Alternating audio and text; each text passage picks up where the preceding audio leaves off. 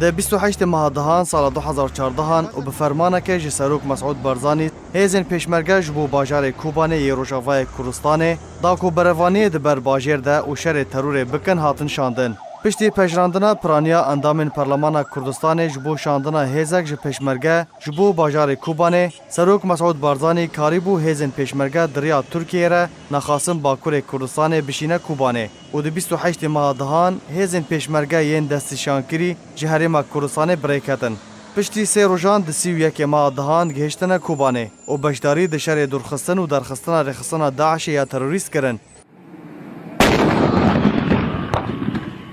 کوتانا او رخصتن مزنترین و مترسترین رخصتن د جهانی ده د دما هیزن پیشمرگه گهشتیه باکور کوردستان به بلند کرنا آلا کوردستان کردن باکور به گل و چیچکان پیشوازی لپیشمرگیان کرن همان هست و هلویز لجم خلق کوبانی جیبو و پیشوازیین گرم لوان کرن و کیفخاشی آخا آنین زمان